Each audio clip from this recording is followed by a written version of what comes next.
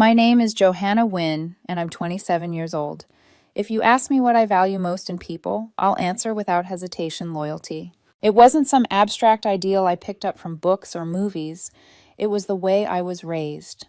My mother, a woman who worked 2 jobs to keep us afloat after my father left, used to tell me, if you give someone your time, Johanna, you're giving them a piece of your life you'll never get back. So give it wisely. Those words shaped me. They're the reason I've never believed in half measures when it comes to love. If I commit, I give all of myself. That's why when I met Ronald, I thought I had found someone worth the risk. He wasn't like me, steady, careful, always planning 2 steps ahead. No, Ronald was the kind of man who could walk into a room and immediately command it.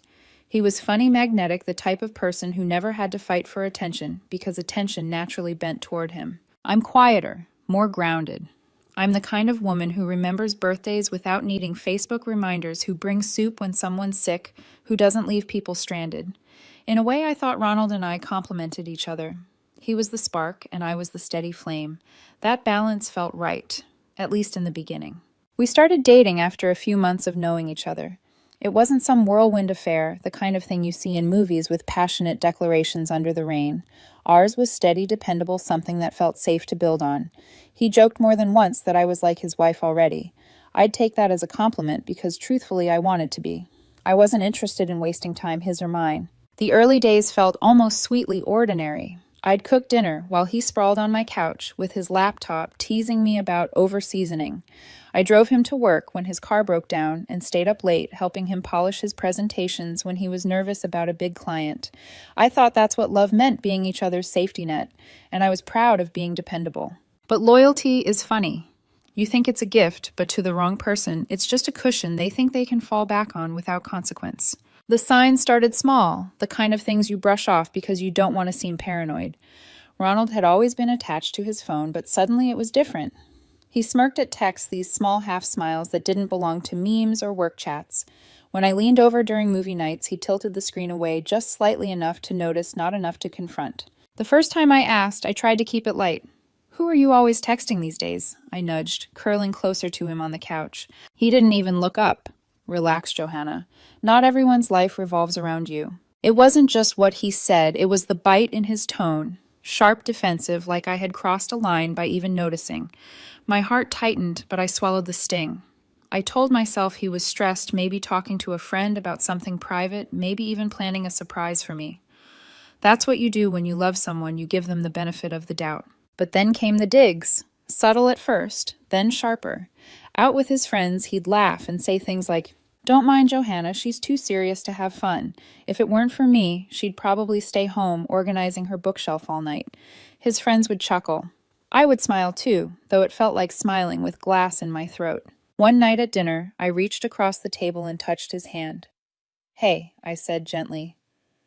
"Could we put our phones away for just a little while? I feel like I haven't really talked to you all week." He rolled his eyes, leaning back in his chair as though I'd asked for something outrageous. "God, you're so clingy sometimes. It's not a big deal." That word clingy landed harder than he realized. I wasn't a woman who clung. I was a woman who stayed. There's a difference, but I could see in his eyes that he didn't care enough to know it. Still, I didn't argue. I nodded, withdrew my hand, and let him scroll in silence while my food went cold. But inside, a shift began. A quiet, dangerous shift. I'd always imagined betrayal as a sudden rupture, like a glass, shattering, dramatic, and impossible to ignore. But with Ronald, it started like a hairline crack in porcelain. Invisible to most, but once you saw it, you couldn't unsee it. And slowly it widened. The truth was coming. I didn't know it yet, but I was standing on the edge of discovering exactly what I meant to Ronald, and it wasn't what I thought. It happened on a Tuesday.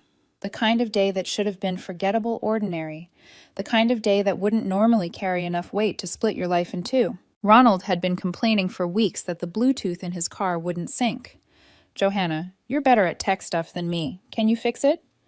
Every time I try, the stupid thing freezes. So there I was, standing in his apartment holding his phone while he rummaged in the kitchen for snacks. He'd left it unlocked, which wasn't unusual. We trusted each other, or at least I thought we did. I scrolled through the settings trying to pair the device. That's when my eyes caught something by accident. I wasn't snooping. I wasn't searching. My gaze just landed there. His contacts list had popped up briefly, and my name stared back at me. Not just Johanna or Johanna like I might have expected. No. Next to my number, in clear, bold letters, he had saved me as Plan B. I froze. For a second, my brain refused to process it. It felt surreal, like seeing your own name graffitied on a wall you never visited. Plan B, I whispered under my breath. My chest tightened. Ronald returned, just then munching on chips, casual as ever. I turned the screen toward him, my hand shaking slightly. Ronald, what is this? He glanced at the phone, and instead of flinching, instead of showing even the smallest trace of embarrassment, he laughed. Actually laughed. Oh my God, he said between chuckles. You weren't supposed to see that. I blinked. My voice came out lower, strained. You saved me as Plan B. What the hell does that mean? He shrugged, brushing it off like I'd caught him with a typo. Relax. It's just a joke. A joke. My stomach dropped, but I forced myself to stand straighter. So, I'm not your girlfriend, I'm... What, your backup plan? Ronald grinned, shaking his head like I was being overly dramatic. Come on, Johanna. Don't act like you didn't know your role. You're dependable, reliable. You're always there for me. That's why you're Plan B. The air felt heavy, pressing down on me. My throat tightened, as if invisible hands were squeezing it. Plan B implies there's a Plan A, I managed. Exactly. He leaned against the counter, arms folded so smug it made my skin crawl. Plan A is, well, let's just say she's a bit more exciting, more spontaneous. But you're the one I can count on. You'll always be around, even if things don't work out with her. He delivered those words with such casual arrogance, like he was explaining the rules of some game I should have already known I was playing. I stared at him, the room tilting slightly, my heartbeat pounding in my ears. Every late-night smirk at his phone, every dismissive eye roll when I asked for his attention, it all crystallized into a single brutal truth. I wasn't his partner. I wasn't his choice. I wasn't even his equal. I was insurance. And the worst part, he thought I'd accept it. He thought being dependable meant I'd stay, no matter how deeply he disrespected me. I can't believe you, I whispered. Ronald snatched his phone back, grinning like he'd just pulled a harmless prank. Don't be so sensitive, Johanna. It's funny. You're overreacting. Overreacting. That word cut deep because it told me everything. He wasn't sorry. He wasn't even concerned. He genuinely believed I had no choice but to laugh along with him. But I didn't laugh. I didn't scream. I didn't throw his phone across the room, even though my hands itched to. Instead, I did something far worse in his eyes. I set the car keys on the counter, picked up my jacket, and walked out the door without another word. Johanna, he called after me, incredulous. Are you seriously leaving over this? Wow, you're dramatic. His voice followed me down the hall, laced with mockery. But I didn't turn back. I didn't slam the door. I didn't cause a scene. I simply left him there, laughing at his own cruelty. And in that silence, I knew something had shifted. On the drive home, my mind replayed every moment with him, but now with a new lens. The teasing in front of his friends, the defensiveness when I asked about his phone, the way he called me clingy for wanting his attention, it all fit neatly into a puzzle I had never wanted to solve. He never saw me as his partner. He saw me as his safety net, his backup plan. I pulled into my driveway, turned off the car, and just sat there in the dark for a long time. My phone buzzed once, Ronald's name flashing on the screen. I didn't pick up. The silence inside my car was deafening, but it was also clarifying. For the first time, I realized I didn't need to fight for an explanation. He had already told me exactly who he was, and the only question left was whether I'd believe him. I stared at my reflection in the rearview mirror, my face pale, my eyes hard. A quiet voice in the back of my mind whispered, "This is the moment. Choose yourself." So I did. I let the phone buzz, watched his name light up the screen, and then I set it face down. That night, I made a decision. I wasn't going to be anyone's Plan B ever again. But Ronald had no idea how much my silence was about to unravel his perfect little game. I didn't answer Ronald's calls that night, or the next, or the day after. At first, my silence was an act of survival. I didn't trust myself not to cry, not to let him twist my words, not to be pulled back into his orbit with the force of his charm. But as the hours passed, then days, I realized something startling silence had power. It was louder than anything I could have said. On the third day, a text finally came through. Ronald. So we're not talking now, over something so stupid. I read it once, then locked my screen. No reply. The more he tried to bait me, the calmer I became. I knew if I answered, it would give him exactly what he wanted, a foothold, and I refused to be dragged back into the role he had carved out for me, reliable, predictable, always there. So I stayed silent. Of course, Ronald wasn't the type to take rejection quietly. Within a week, his social media exploded with pictures of him and a new girl. Plan A. Her name was Kara, though I didn't know that at first. I learned it secondhand through the whispers of mutual friends and the sharp sting of tagged photos that made their way onto my feed. Clinking glasses at bars, late-night selfies with captions like "Upgrade," him kissing her cheek in neon-lit clubs. Kara's arms slung around his neck, her grin wide, his smile calculated. It didn't take a detective to know what he was trying to do. He wasn't just flaunting her, he was performing for me. The message was clear. See, Johanna. You were right. You really were a plan B. My stomach twisted every time one of those photos appeared, and yet I forced myself to look only once, twice at most. Then I would close the app and remind myself, you already knew who he was. Don't give him more space inside you. But the hardest part wasn't seeing him with her. It was hearing what he told our friends. Johanna's always been too clingy. She freaked out over a contact name like, who does that? She's dramatic. Kara gets me in ways Johanna never did. Some of those words trickled back to me through Jenna, a mutual acquaintance. The same Jenna who had once cheered for us, who now messaged me late one night. Ronald says you're blowing things out of proportion. Honestly, Johanna, maybe he's right. It was just a joke. I stared at the message for a long time before replying. A joke doesn't require a backup girlfriend. That's not funny. That's pathetic. Jenna never replied, and that was when I knew he was rewriting the story. To his circle, I wasn't the betrayed girlfriend anymore.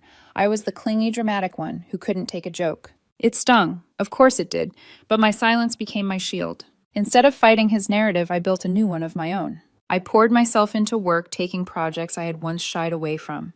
The office, once a place that felt routine, became a space where I could breathe without being tethered to him. I stayed later, volunteered for new clients, and slowly, almost without realizing it, my boss began to notice. You've stepped up lately, Johanna, she said one afternoon, sliding a new assignment onto my desk. I started exercising again, something I had let slip while trying to fit into Ronald's chaotic social life. Mornings at the gym turned into evenings where my body felt strong in ways my heart hadn't in months. And most importantly, I reconnected with friends I had neglected. Friday nights, that once belonged to Ronald's parties, now belonged to wine glasses and laughter with women who had known me long before him. They didn't ask me to explain. They just let me be. The silence that began as survival grew into something else.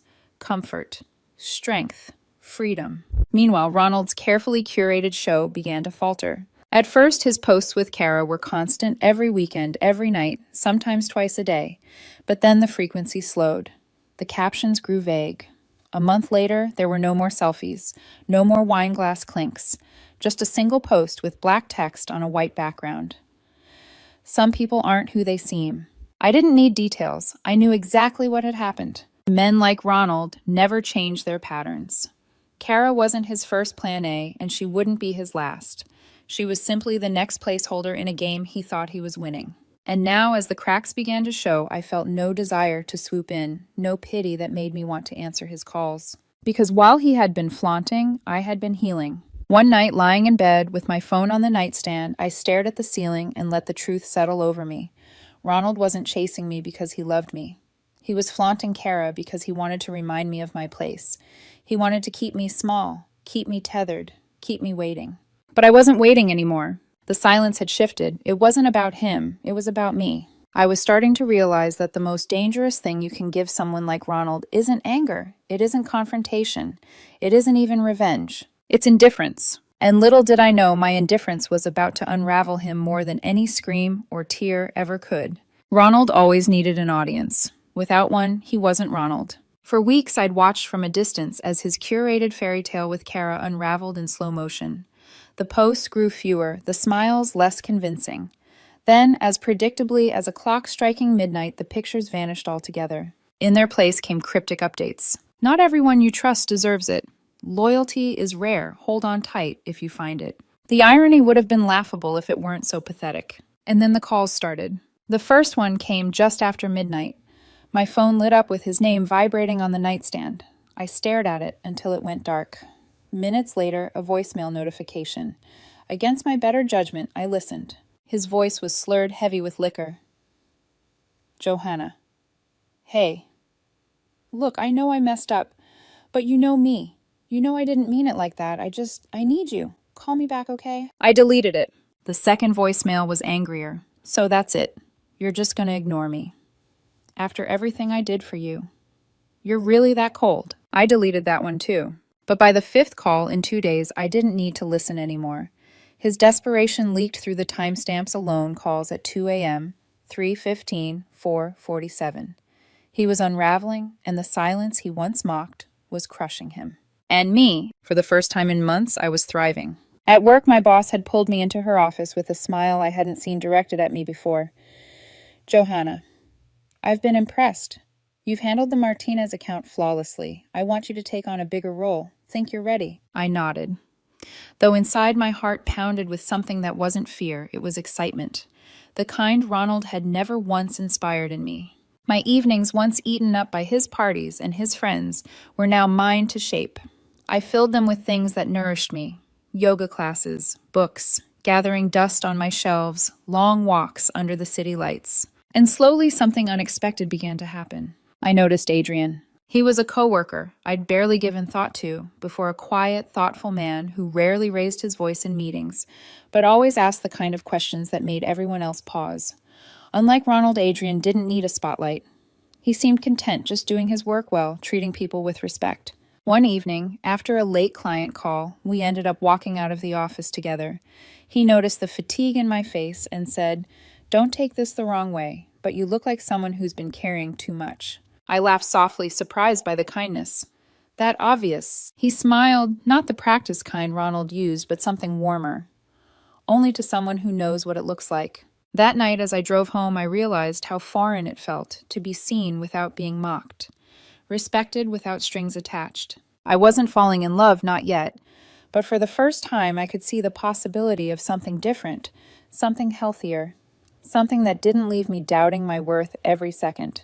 Meanwhile, Ronald's downfall accelerated. Mutual friends told me Kara had left him after discovering he'd been messaging other women. Shocking, I know. Apparently she hadn't found it funny to be slotted into his little Plan A-B game. She wasn't dependable, so when his thrill-seeking backfired, she cut him off swiftly. That's when Ronald turned his energy back to me, as though I'd been waiting in the wings. One night, just as I was curling up with a book, a knock echoed through my apartment. When I opened the door, Ronald stood there. His hair was disheveled, eyes, bloodshot phone clutched in one hand, like it was the only thing tethering him to earth. "Johanna," he whispered, his voice cracking. "Please, just let me in." I didn't move aside. I didn't reach for him. I simply stared. "There's nothing for you here, Ronald." His eyes flashed with anger, the mask slipping. "Are you seriously this cold?" "After everything I did for you." I tilted my head, my voice calm. "Everything you did to me, you mean." He scoffed, running a hand through his hair. "You're acting like I'm some monster. I just made a mistake." "No," I said softly. "You made a choice, over and over again. And now you're living with it." His lips parted like he wanted to argue, but no words came. He just stood there, a shell of the man who once thought he was untouchable. I closed the door. This time I locked it. As I leaned against the wood heart steady, I realized something profound. Ronald wasn't chasing me because he loved me. He was chasing me because I was the only one left. But I wasn't his fallback anymore. I was free. And while his world shrank, mine was just beginning to expand. After that night at my door, Ronald didn't vanish. If anything, my silence seemed to provoke him more. The calls multiplied. One night, 7 in a row. I let them ring, each one vibrating the nightstand like a small earthquake. The voicemails piled up, each more erratic than the last. The first was pleading. "Johanna, please just pick up. I just want to explain. You know me. You know I didn't mean it like that." By the third, his tone had hardened. "You're really going to throw away everything we had over a stupid joke? You're proving me right. You are dramatic." By the fifth, the venom came out. "Fine, be stubborn.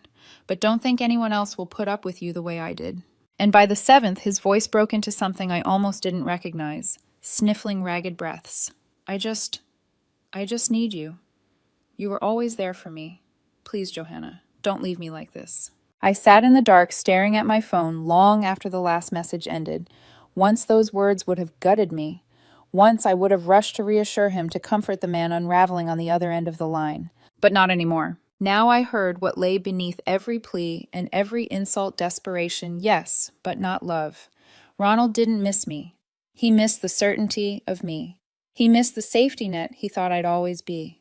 And for the first time, I realized how dangerous it had been to give someone like him that kind of certainty. A week later, his tactics shifted.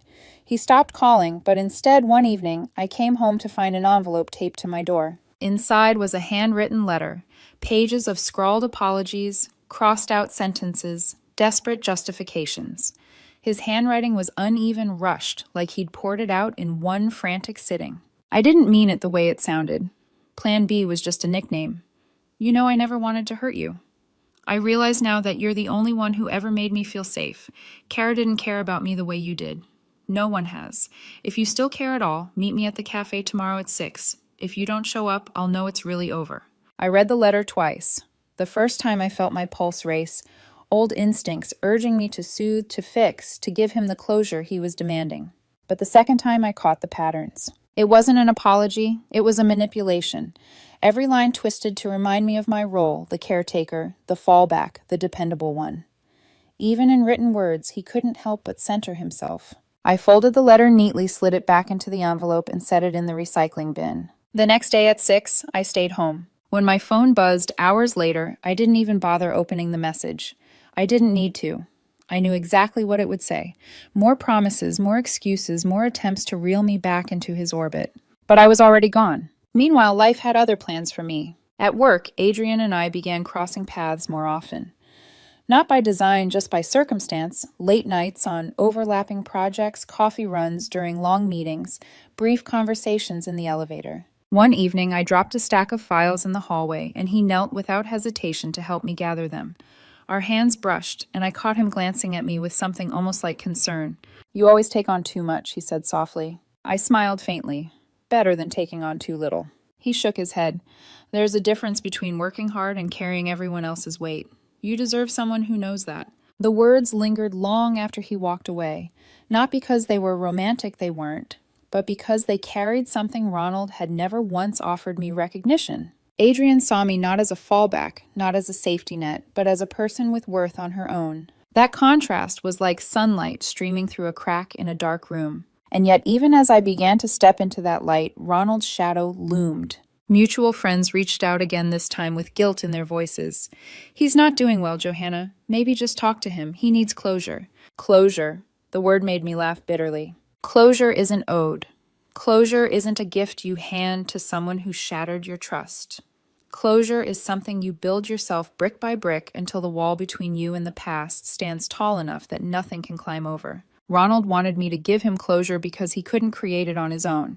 He wanted me to patch the wound he inflicted, then thank him for letting me try. But I wasn't his nurse anymore. I wasn't his safety net. I wasn't his plan B. And the more desperate he grew, the clearer that truth became. One night, he left another letter, not taped to my door this time, but slipped under it.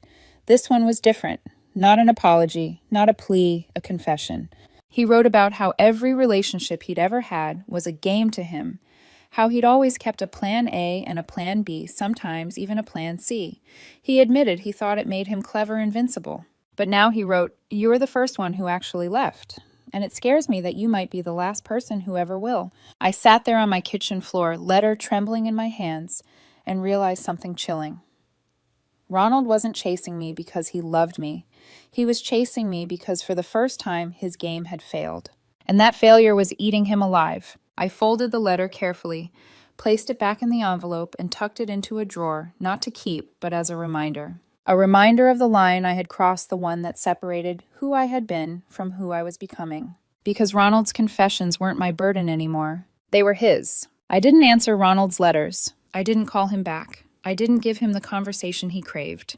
And with every day of silence, I felt something inside me grow steadier, stronger. He wanted closure, but closure wasn't mine to give. It wasn't some neat bow I could tie on a broken box and hand back to him. Closure was his responsibility. Mine was to keep walking forward. So that's what I did. At first, it was strange living without the constant noise of him. I hadn't realized how much space he had occupied in my head until the silence left room for other things. The mornings weren't heavy anymore. I no longer jolted awake to buzzing phones at midnight. My apartment felt different, like it belonged to me again. And into that quiet, new things began to grow. Adrian was one of them. We never rushed it, never forced it. It wasn't some dramatic rebound or a desperate attempt to prove something. It was slow, almost imperceptible, like spring thawing into bloom. One evening after we'd wrapped a late project, he offered me a ride home. I almost refused out of habit, too used to carrying everything alone. But when I saw the genuine ease in his eyes, I said yes. The drive was quiet, comfortable. No loud music, no interruptions from a buzzing phone, no need to fill the silence with empty chatter. Just the soft hum of the engine and the occasional glance between us. When he dropped me off, I hesitated, then said, "Adrian, why are you always so kind to me?" He shrugged lightly, like it was obvious. "Because you deserve it." That night, lying in bed, I realized how starved I'd been for something that simple. Respect, consideration. To be treated as enough without having to prove it, beg for it, or compete for it. It wasn't love, not yet, but it was a seed, and it was enough. Meanwhile, Ronald's spiral continued. I didn't follow him online anymore, but mutual friends whispered updates, their voices tinged with discomfort.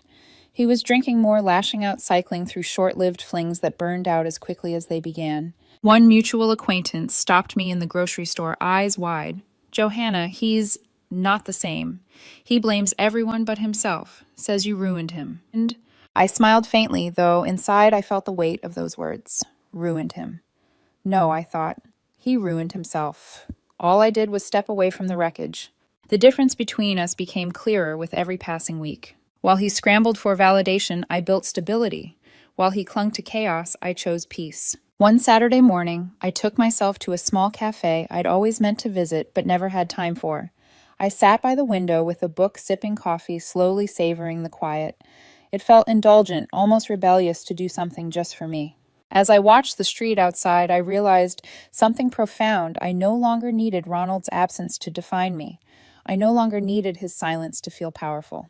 I had reclaimed myself. And Ronald, he could keep chasing ghosts. The last time he tried to reach me, it wasn't a call or a letter. It was a message delivered through a friend. He says he's sorry. He says he just wants to talk, just wants to explain. I shook my head. No, there's nothing left to explain. Because the truth was simple. Ronald wasn't knocking on my door or filling my inbox because of love. He was doing it because for the first time he had lost control, and he couldn't stand it. But his chaos wasn't mine to manage anymore. I didn't want revenge. I didn't want apologies. I didn't want the kind of closure that demanded I sit across from him one more time, watching him twist his words until I doubted myself again. No, my closure was already here. It lived in my laughter with friends, in the steady rhythm of my mornings, in the growing warmth of Adrian's quiet presence. Closure was choosing peace over chaos. Closure was choosing myself. And the silence I gave Ronald, that was my final answer. Months passed. Seasons shifted. What once felt like an open wound became nothing more than a faint scar, visible, but no longer painful. I hadn't heard from Ronald in weeks. At first, I thought the silence was another tactic, another performance meant to draw me back in. But this time it wasn't a game. This time he had finally run out of moves. It was a mutual acquaintance who told me what became of him. We bumped into each other at a networking event, the kind of place Ronald used to thrive in. Over wine glasses and polite chatter, the friend leaned closer and said, "Have you heard about him?" I shook my head. "He's not doing well. Kara wants nothing to do with him. The others too. He's burned bridges everywhere. He sits at the same bar most nights, bitter, telling anyone who'll listen that people are ungrateful, that women don't understand loyalty." The words landed with a strange mixture of sadness and relief. Sadness because it didn't have to be this way. Relief because I had finally escaped being dragged down into his spiral. I pictured him there, hunched over a glass, blaming the world, still convinced he was the victim of his own schemes. A man who once thought he was untouchable, now stranded in the ruins of the games he played. And me, I wasn't stranded. I had built something steady, something that felt real. Work flourished. My friendship